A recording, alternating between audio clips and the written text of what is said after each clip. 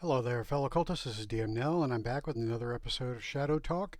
And this one is episode 119, I believe, if I can remember my own numbering scheme. Yep, 118. And this episode is going to be a preview of Shadow the Weird Wizard. Schwalbe Entertainment has been providing a couple of previews, or has provided a couple of previews. The Kickstarter is supposed to start in June, so I believe probably once a week between now and then, we're going to be getting some previews, some closer looks, some closer looks at what is forthcoming with Shadow the Weird Wizard. All right, so the first one that came out is a closer look at paths in Weird Wizard. Okay, so it talks about paths here. So if you know Shadow the Demon Lord, you know what paths are. And I'm assuming if you're watching this video, you know Shadow the Demon Lord. So I'm not going to go through all that. I believe it's pretty much the same as it is in Shadow the Demon Lord, although, I don't recall there being any differences pointed out here. But let's just skim through this just to be sure. So at the start of each tier, you choose a path and gain the benefits for the level that corresponds to your current group's current level. Yep, same. The game has just 4 novice paths, each one being a common archetype found in most fantasy games. We have the mage, who's best at casting spells, the priest, who can fight and cast spells, the rogue, who uses trickery and luck, and the warrior, who's best at fighting. So that's pretty much the same as Shadow of the Demon Lord. When the group reaches level 3, each member of the group chooses their own expert path. The paths have no requirement, and you can choose any path you like. Pretty much the same as Shadow the Demon Lord. So let's just skip ahead a bit, brother. Expert paths tend to ground your character in the game world, giving you a place and sometimes a purpose. Example, expert paths include the Inquisitor, the Druid, Gladiator, Assassin, and dozens more. Master paths, which you choose at level 7, describe the one thing at which you excel above all others. If you want to specialize in fighting with a chain knife, there's a path for you. If pyromancy is more your thing, choose a pyromancer path. Again, the master path plugs into your previous choices to enhance previous choices and make available new options for use in your effort to complete your quest. Regardless of path tier, leveling up will increase your health score and possibly your defense, grant access to either combat or magic tokens, or both. So magic tokens is a new thing, don't know anything about it, which we'll discuss later, and provide you with new spells and talents. Here's a sample expert path to whet your appetite. So this is the Druid, but it's not the Druid you would expect. So most Druids, or most characters that are character classes that are called a Druid, are basically nature priests. They have an affinity with nature or an affinity with the natural world and the elements. And so those tend to be what we think of as Druids. That's not quite what this Druid is, and it's actually modeled after something else, which I'll get to in a minute. So you joined a secret cabal of magic users who have made their purpose to march civilization into a future of their choosing for thousands of years. The Druids manipulate events to further their inscrutable goals. Their efforts sometimes put them in league with great heroes, and at others with despicable villains. For what purpose? Only the Grand Druid, who rules them all, can say with certainty. Membership requires undergoing secret rites that strip away loyalties to anyone other than the organization, and to create pathways between you and the Archdruid, so that they might communicate their orders to you in the form of dreams, signs, and omens. For now, your place is with your group, to watch them, aid them, and report their doings to your superiors. All Druids wear distinctive hooded black robes that seem to swallow their bodies. You receive the garb when you finish your training. Is this sounding familiar yet? Well, we will get to that here in a moment. So what does a third level Druid look like? So they get an increase of health of 4. They gain magic tokens. So magic tokens is 1 tradition, 1 traditions, 1 spells, 2 expert. No idea what that means. That's not a Shadow of the Demon Lord thing, so not really sure what that means. Languages. Add 2 to the list of languages you know. Okay. Sleep of Ages is an action. You enter the Sleep of Ages and remain asleep for a period of time. You decide when you use this talent. While asleep, you are immune to hunger and thirst, and you grow no older, and you suffer no ill effects from exposure or infection. During the sleep, you have vivid dreams of things to come, and from these visions, you receive insights to your near future. For every 24 hours you spend in this sleep, you gain 1 insight token, up to a maximum of tokens equal to your level. You retain these tokens until you expend them, or you begin another Sleep of Ages. You can expend 1 insight token to grant yourself 1 boon, or an attribute roll, or luck roll that you make. So an insight token is basically allowing you to give yourself a boon when you're making a luck roll. Luck roll's new, or an attribute roll. Okay. While you are asleep, any creature that can reach you can use an action to waken you. You also waken if you are harmed. Finally, you can come out of the sleep early at any time. If something pulls you out of the sleep before the appointed time, you appear a decade older, and you must make a strength roll. On a failure, you lose health equal to your level and become weakened until the end of your next quest. Once you use this magical talent, you lose access to it until the end of the quest. Meddler, Minor, you help or hinder. I have no idea what that means. Alrighty, so that's a 3rd level Druid. Sounding familiar yet? Well, we'll see. We'll see here. Alright, level 4 Druid. Gain 4 health. Magic tokens. You get 1 spells, 1 expert. Emerald Flames, Minor. Expend 1 magic token to cause emerald flames to erupt from your hands. The flames are warm, but do you no harm. They emit light. The flames burn for 1 minute and then gutter out. While you're under the effects of this magical talent, you can use an action to shoot flames from your hands at 1 creature or object in your zone or adjacent one. Make an intellect roll against the target's agility. On a success, the target takes 3d6 damage. The damage increases to 5d6 at level 6 and 8d6 at level 9. If the result of your roll is 20 or higher and exceeds the target number by at least 5, the target takes an extra d6 damage.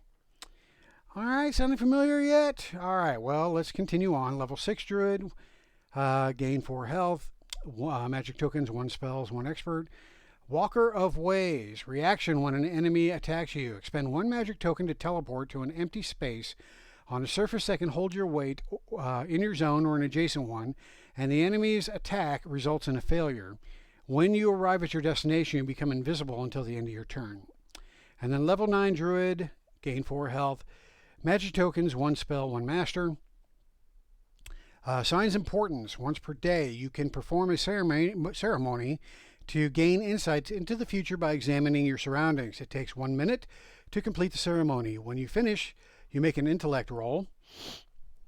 You can expend 1 magic token to get an automatic success. On a success, you gain 4 portent tokens, or 2 portent tokens on a failure. You retain these tokens until you expend them or use this talent again.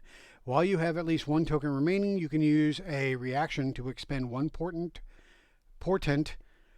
token when a creature in your zone makes an attribute roll or a luck roll. You enable the creature to roll an additional d20 and you decide which result the creature uses. Okay, so those last 2 aren't exactly part of the archetype that I believe that this is based on, but if you haven't guessed it as of yet, this is very clearly modeled after the Druids in the Sword of Shannara series by Terry Brooks, which gives me no end to the joy that I felt when I first saw this. I love the Sword of Shannara. It was one of my first fantasy series that I read, and the Druid Alanon has always been a magic using archetype that I have always really just pictured running or playing in RPGs. So this is basically a Druid of the Shannara world, which is great. I just love that. I don't, I'm sure it's going to confuse some folks because it's called Druid and they're expecting the nature lovers. But man, if you've read the Shannara series, you know what this type of Druid is all about, and it's just a fantastic addition to role-playing games. I mean, this archetype has not really been available in any, or has not really been modeled in any other game that I'm aware of, with the exception of in 3rd edition D&D, there was a Dragon magazine that attempted to provide us a Druid build for 3rd edition D&D, but wasn't really very good. This one is much closer, much better. So anyway, I love this. This gave me joy. I am excited to see this in action. Okay, so what is our other preview? This one is a preview of an Ancestry. So Ancestries, as you know, are the races in Shadow the Weird Wizard and Shadow the Demon Lord. And this one focuses in on I believe it's a pixie? No, the Sprite. Excuse me, I got a little bit of something going on here. Okay, so let's see here. This basically is an introduction to the Ancestries that are going to be available in the core rulebook, and you can see that there are 20 available, starting with Archon, which is an angel cast out of paradise, Cambion, which is a fiendish humanoid.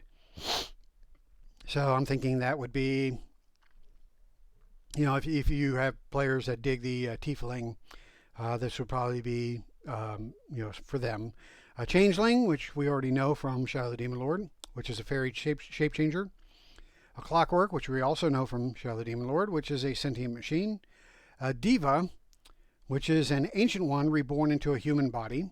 A Dampier, which is a mortal living vampire. A Dragonette, a miniature dragon. A Dwarf, which we all know what a dwarf is. An Elf, again, we all know what an elf is. A Faun, again from Shadow the Demon Lord, a humanoid with animal features. Fenodari. Okay, easy for me to say. Fenodari, a big hairy brute. Okay, with an incredibly difficult name to say. Halfling, everybody knows what a halfling is. Hobgoblin is a sneaky fairy. A Merid, a humanoid with ties to elemental magic. A Revenant, a human caught between life and death. A Sphinx is a leonine humanoid. So Thundercat. Or I guess D&D has those cat people too. A Spriggan, a plant with a humanoid body. Spriggan, that's a monster in Shadow the Demon Lord, so now we get a Spriggan character. Cool. Sprite, a small magical fairy, which we will be reading about here shortly. A Triton, which is an aquatic humanoid, and then the Warg, which is a humanoid who can become a wolf. Okay, that's a beastman in Shadow the Demon Lord. Interesting. Okay, so what we have here is a Sprite. So Sprites, sometimes called children of the forest, remain in the mortal world when the other fairies left. They chose to stay, for they would not own a debt, or they would not owe a debt to the elves who fashioned these new realms, and would instead go their own way. You can go your own way.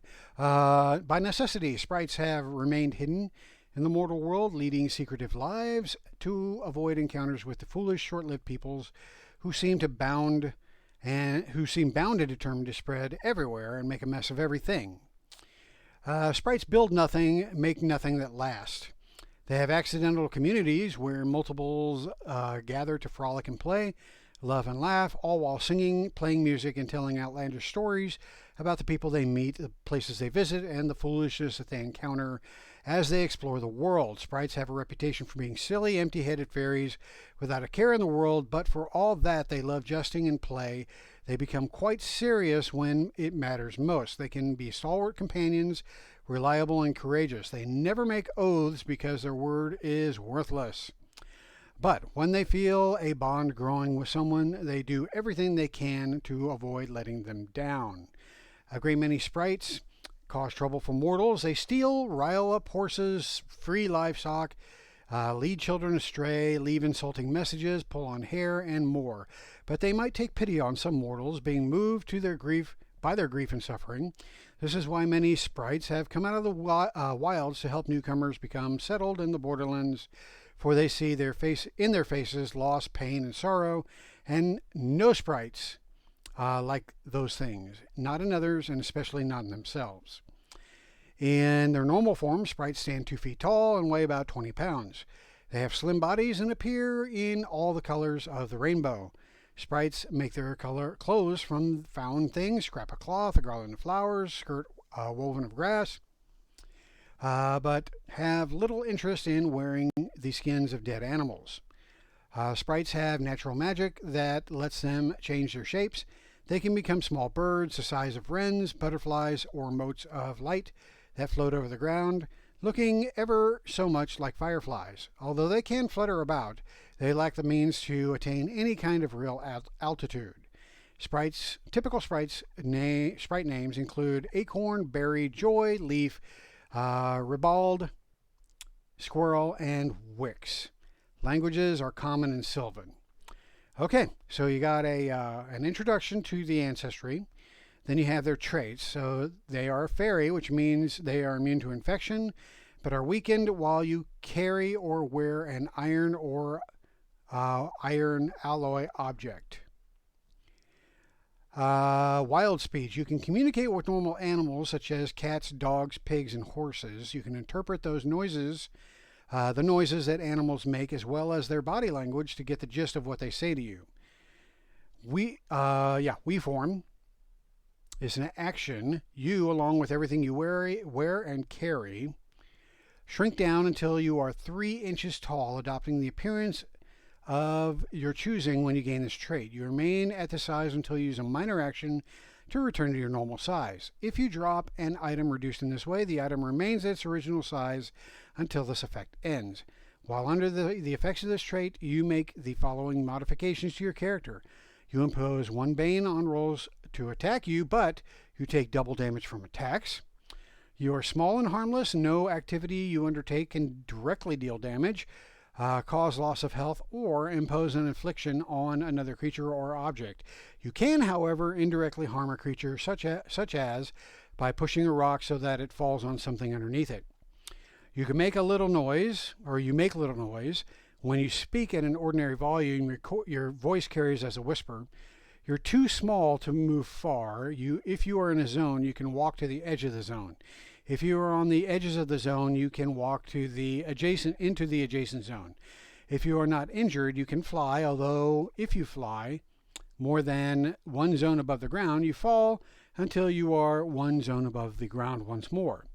Unless a creature is specifically looking for you, you count as if you were invisible.